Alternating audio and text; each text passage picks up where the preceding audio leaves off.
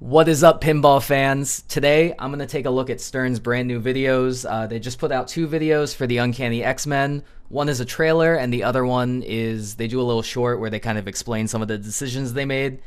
Personally, one of my favorite Sterns, maybe my favorite Stern period, is the Foo Fighters. The layout, very interesting to me. That was Jack Danger's first game. And I believe that Jack Danger is working on this one as well. Very excited to see what's going on. I don't even want to preview it anymore. I just kind of want to jump in. So let's go ahead and watch this first trailer. Haven't seen any of this yet. First off, the art is gorgeous. If you're going to do a comic book type machine, you need it to have that sort of vibe. Everything about this machine has that vibe. I like the purple on the framing on the sides here. So far, very colorful. Everything pops. I kind of want to take a look at the playfield. Regular plunger, so no features yet. Let's take a look at this playfield right here. Immediately, I'm blown away by the color choices, by the stylistic choices that are made here. I'm seeing that there's a little head here, sort of like a Circus Voltaire with an orbit around it. A lot of crossing ramps. That's really interesting. I'm a big fan of how complicated this is looking. Stern, I think, has gotten a little safe with some of their designs lately. So to have a design that is this intense, very exciting to me. You have little playfield pieces like the Wolverine in the back here. Across all of the sides of the walls and everything, you have beautiful art. They definitely didn't skimp on that. I'm seeing a little pop bumper on the left side right by the flippers, maybe? That's interesting. And then you have like Avengers style cross map here. Let's keep going. I'll get into it as we keep going. Oh, that's... Okay, so you have a stand-up that hits a captive ball. I guess the balls would lock up there. That seems to be like a 3-ball lock for a multi-ball. I did see a teaser image with that in it, I believe. Although I thought it was under the playfield. Maybe I'm crazy. Okay, head comes up like Circus Voltaire. Ooh, the hand coming down on the ramp. There's a break in the ramp. I wonder if that stops it somehow. That's interesting. It's a weird feature they have, but I'm excited to see where it goes. Magneto in the middle. So just magnets that aren't by the flippers. I'm very thankful for that. And did I just see the ramp divert? Hold up. I'm going to take that back for a second. Oh, so the hand comes down, it pushes the ramp up, and then the ball drops down. That's crazy. I wonder if there's going to be any issues with that on launch, because I imagine that's ball flying central if the ball comes down too fast. But, you know, Stern always puts out updates. They always do everything right when the game is in 1.0, so hopefully that won't be an issue. But very cool idea. Finger comes up to stop it. So it's got hands on both sides. It's got the upper hand and then the lower hand on the left.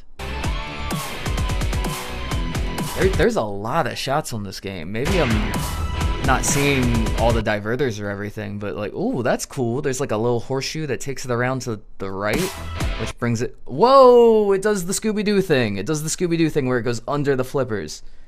This is pure reaction, guys. This is blowing my mind a little bit. I didn't think Stern was going to put out something this interesting. It takes it to the mini flipper in the bottom left, and that's like the out lane. Whoa! And there's a spinner in the out lane. And I guess this is like similar to like a classic game, how you, in like a Paragon you would have the Beast Slayer, where you have a chance to get it out. I'm gonna run that back one more time. Hits the spinner, comes back around to the flipper, hits the ramp, which is to the right of the spinner, and that returns it to the left flipper. Interesting. Oh, and then multi-ball, you're gonna focus on that and the main play.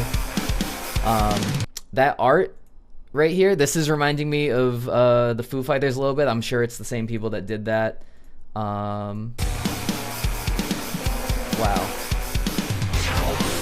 Okay, the mouth does open on the toy there, but it doesn't go in all the way. It's just maybe a 2x shot or something like that. Pop bumper on the far left, and it seems like on the far right too, Godzilla style. Well, there's so much to talk about. That orbit takes you up to... It's actually a ramp because it takes you up to the to a metal track up here. Oh man, I'm not gonna spend too much time. I'm not gonna spend too much time on this trailer because there's a second video that's longer. But so far, I am completely blown away. Let me take it back to the screen here. Yeah, the amount of shots going on in this is very, very cool to see. With John Wick, which was the last Stern, a lot of the commentary around it was it was mixed, I'd say. I personally do like the game now that I've sat with it for a little bit. I think the middle ramp is a really cool shot. But I do understand what people were saying when it's just like, oh, it's just like a glorified fan layout, or, the code's not fully there. And, who's to say where the code is when this game comes out? It could just not be where it needs to be. Probably won't be, knowing how the updates roll out now. But they're taking chances. When you think of modern pinball, it's Stern, Jersey Jack, Spooky, and then you have like the offshoots, right? Those are the main three, I'd say. The way I've classified them in my mind recently is that Jersey kind of, with their last couple games, Elton and Toy Story, they take classic ideas and just make it really bright and shiny. Because to me, Toy Story kind of felt like a Twilight Zone where you get whatever mode you get and then you just play it out. And then a game like Elton John is very fast, very brutal, sort of like a I don't know if it's too crazy to call it a Johnny Mnemonic, but you collect all the stars, you get into the big multi-ball. It's all about getting to the multi-ball.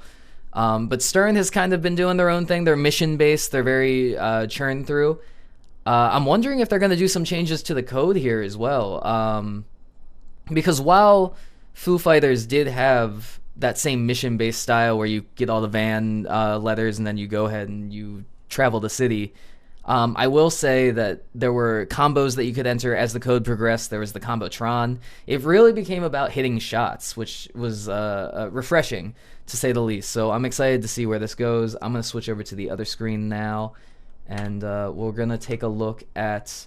This is the 5-minute video. I'm going to talk less during this one. I'm going to kind of let them talk for most of it and just react when I need to. Let's see. Uncanny Hello, X-Men. everybody. It's George Gomez at Stern Pinball. And before I reveal our new game, I want to tell you an X-Men story. Okay. When I was in the 5th grade, I used to hide my X-Men comics in my geography book. One day I got caught while reading the issue where the Juggernaut fought the X-Men. Fast forward to the 80s, and I was working at Midway Games and still reading the X-Men. The story that sticks in my mind is one of the greatest X-Men stories ever told. It's called The Days of Future Past, and that is the comic book that the new game is based on. I know nothing about X-Men. I know nothing about comics in general. I'm not a comic book nerd. I'm not a I've never been into superheroes or anything like that. But the fact that I'm sold on this already, and I don't know anything about the material outside of, the basic characters, says a lot. And you can tell that a lot of passion was put into this. Our heroes are trapped in a dismal future, and to reverse their fate, they must travel through time to change the past. Time travel, okay. I'm very happy to present the Uncanny X-Men, brought to you so by Jack good-looking. Danger, Wei-Sin Cheng, Kevin Koloje, a musical score by Charlie Benante, audio production by Jerry Thompson, and of course, Chuck Ernst Group has created all original animations and video content for the game. The art is by Zombie Yeti, and it is truly a love letter to the epic Marvel illustrations that created the iconic X-Men franchise. So it is the same artist as with Foo Fighters. The first thing you'll notice is a truly unique playfield layout. Yeah, I mean, just that shot alone, like you would think that's just a horseshoe, right? But he hits the right side of the horseshoe and it diverts into a ramp, maybe? I don't know if it's like even diverting. Maybe that's what the shot is. Jack has created a completely fresh array of shots with surprising ball trajectories and results. Wow. Add to that a mechanically articulated sentinel that reacts physically to game events. The bottom of the playfield. Yeah, I haven't even talked about the head in the middle of the playfield yet. Like, obviously everyone's going to talk about Circus Voltaire. But, I mean, it seems like there might be other elements, right? Like, when you're fighting the head, when you hit certain shots, the ramps divert because the hands come down. It's more than that, I think. Field is also truly unique. Themed around the famous X-Men training facility, That the spinner Danger in the Room. outlane is crazy. You too will have to train to survive it. Of course, the game features a huge cast of X-Men: Wolverine, Magneto, Professor X, Storm, Colossus, Beast, Rogue, Gambit, Mystique, and all of your favorites. That sounds like a love Stern letter Technology to me. provides new ways to play with Insider Connected. Is it going to have leveling? This is my question, because it's something that a lot of people were kind of iffy about. Like when Venom came out with the leveling, and then you could like progress in the game, or like start in different parts of the game depending on what level you were. People were iffy. I think there's small things in John Wick. I'm sure they're gonna add it in this game too. And now Jack will take you through the game. Have fun. We'll see. Play the Uncanny X-Men. Hi, I'm Jack Danger, designer of Stern's all-new The Uncanny X-Men. What's up, Jack? Growing up, I've always loved comics, and X-Men was the comic to have as a kid. And now that this is a pinball machine title I get to work on, I couldn't have been more excited to get started on this. Let's jump into my craziest layout yet with the features of the LE and Premium Edition. Ooh, Let's start with the main base. big bad from the X-Men universe, the Sentinel. Yep. It's motorized, its chin breaks away, it even fights back with a kicking target in its mouth. Okay, so it has a kickback inside. The Sentinel's hands are also featured on That's the playfield, so cool to me. destroying wire forms and knocking the ball Yeah. off of its path of trajectory. Next we have Beast's Lab. This is an elevated captive ball Very Target. In the back you will also see a custom sculpted Wolverine action Okay, so it's figure just a Very Target. It's not where the balls go. So I was wrong about that. That's not the ball lock. having been thrown by Colossus in what is known as the Fastball Special. Also included in the LE is an interactive speaker expression lighting system with... So this is just for the LE, so I guess the hands don't come down on the Pro, which that makes sense because that's a big feature. That would be a big selling point for the premium LE. But the Very Target not being there is interesting too because it seems like it would be a pretty integral part of the game. X-Men themed effects, which will also be available as an accessory. So let's talk about the layout of this game. Yeah, I wanted a flow unlike anything that I've seen before. I wanted cross shots, I wanted ramps that were backwards, I wanted targets you couldn't hit on purpose. And here's the thing, why I loved Foo Fighters so much is because the playfield was interesting, right? That right ramp, even in the Pro, it was just a right ramp that had a very long diversion back to the right flipper. But the in the Premium, you had the tiny little upper playfield, which I didn't hate. It's hard to not hate an upper playfield, but that one was good because you just kind of, you know, it progressed through modes, but you didn't have to stay up there, and you didn't stay up there too long anyway, usually. Yeah, that was an interesting playfield. To go from that to this makes that seem like baby time. Like, this is wild. Purpose. Essentially, I wanted to make something that was weird, fun, and engaging, and what's an X-Men game without a danger room? Located to the left of the main flipper, this is a high-risk, high-reward area featuring a mini flipper, a ramp, an outlane spinner, Danger and a room. whole lot of danger. Hit the X-Jet crossover shot to the X-Mansion ramp. So you want to Make go your there way on to the purpose. I thought that might have been just like an outlane save or something, but that seems like a big part of the Cerebral game. ball lock mechanism holds the ball to transition Oh, that's to the cool. future. So, magnet that's being The used to make it midtown look shot like it is a floats. playfield elevated wire ramp that Okay, wraps around middle the shot back goes of the up to the Sentinel's ramp. head. Shoot the ball to Magneto's magnet, which is capable of catching and throwing the ball with special ball A magnet that effects. doesn't seem overly mean. Shoot That's the nice. right subway shot to feed the back panel ramp. Okay. I wonder if that ever becomes a horseshoe then. Shoot for the double turnaround downtown ramp to watch a ball do something you haven't seen before. That's like it does like a figure eight. It goes around like it's skating. That's so cool. Again, like we've never seen a machine try to do something like this. So my brain immediately goes to like, but like, if it's not adjusted properly, maybe the ball goes flying or something like that. But Foo had some of those too, right? Like the I'm trying to think. There's a shot on Foo that feels like the left orbit, like it's kind of like left to the left ramp. That shot that curves around and then goes up and then back down to the upper flipper. That's pretty consistent on every Foo I've ever hit, and that seems like an odd shot. So I trust the geometry, I guess. That's so cool. The highway ramp on the right features Oh, that's a steep ramp. a diverter that can feed the ball to the left or right flipper. Left or right flipper. A lot of diverters on this game. Stainless steel uptown left ramp with That chrome left wire ramp. form return. Looks like a jump ramp. I think that's just by design, though. I don't think it actually is. Yeah. Kitty Pride sneak-in shot.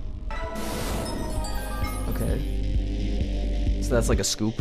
Now let's take a look at the Pro Edition. Okay. Well, yeah. Gamers will experience a lot of the same interactions and gameplay. Still has that bottom left section. That's huge. Custom sculpted destructible Sentinel head bash toy. Still has the with magnet. That's illuminated eyes. huge. So has the head. That's huge. Beast Lab leaper target. Okay. So it's still a stand-up that does something. Still has that 8-shot. Still has the Players scoop. can extend the fun with Stern's award-winning Insider Connected system by discovering mutants with Cerebro and using their mutant powers in online quests. So similar to Venom, you just have different unlocks if you sign in, which So go for rally the heroes of competition, the past. that makes it kind of annoying. But you know, I think generally we're gonna have to start having a rule of like no signing in if you are playing tournament, which is fine. You know, I know there's ways to turn that off too, but at locals, bars aren't doing that. To save the future in Stern Pinball and Marvel's all-new The Uncanny X-Men at Stern Pinball. Let's look at the art differences here. They're pretty similar in terms of like how much they pop. I think it's just like preference at that point. I don't know if the Pro is on the left or the right. I'm thinking that the Pro is on the left because the hand I see on the right side, but maybe not. Either way, I like both of them. I think the right one looks more true to comics. I think it's a little bit more of like old school kind of feeling, whereas the left one has more of that pop value, that modern kind of look to it. Although on the left side, the left side might be the premium because it has the speakers with the X's on them. A little bit more features. So I'm going to say the left one's actually the one that is premium. I like that look a little bit more maybe, but they both look beautiful. Like I would have no problem if I owned either of these. Ball.com. Oh, we're already at the end of the video. Wow. All right. Lot to talk about. Let's bring it back. First off, I want to, if anyone in Stern is watching this video, I want to give a huge shout out to the team for creating a game that seems like it's taking risks and doing something different.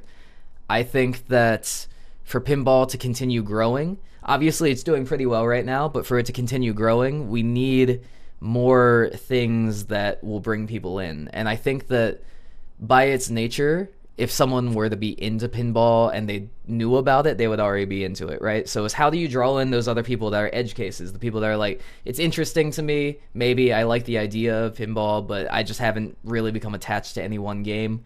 And I think it's by introducing some things that are innovative, introducing things that get people talking, so it shows up more on social media. So when you take your friends out to a pinball bar and they've never played before, you can point out different things, and it has that magic factor, like like Theater of Magic, right? Like that's a game that comes to mind that has a lot of toys that do a lot of cool things. Having moments, I guess, or set pieces really sells a game, I think. So yeah, great job so far.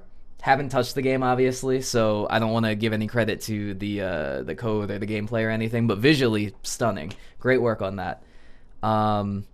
Secondarily, I kind of want to talk a little bit about, the Stern versus all these other companies that are coming out. I know the talk all the time is that Stern kind of put out the standards, and Jersey was putting out the flashy games, and Spooky was putting out the more like flowy, innovative, whatever the talk is. I think that there is a place for all of these businesses to coexist, but I think this is a step in the right direction, right? Because now when a Jersey Jack looks at this, they'll be like, okay, well, Stern started to really hit the ground running with innovation. What do we do next, right? And it's just a race to the top now. That's beautiful for the sport. The other thing I want to talk about is that I'm curious how this is going to play competitively, because it seems like there's a little bit of randomness. Maybe not randomness, but there's a lot to learn on this game. And so the separation between someone that owns the game, knows the game, loves the game, and they know like exactly when the diverters are going to hit, exactly where the ball's going at any given time, versus someone who is walking up to it at a big tournament and they think that the magnet's going to hit and it doesn't one time, or they think that they're not used to that outlay. It's all very interesting. So I'm curious to see the future of how this plays into competition. But again, I'm not going to complain, because anything new in fresh is awesome. Yeah, I don't have a lot more to say about it. I'm thrilled to see these videos. I'm so glad that I waited to watch them together, because having, the Stern team kind of describe a little bit about what's going on makes it really cool. Yeah, very excited to see what comes out next. Seems like the Premium and the Pro, both very good games. We'll find out. But if you have any thoughts, leave them in the comments. If you like this kind of content, please let me know. Hit that subscribe button. And thank you so much. I will see you around for the next video.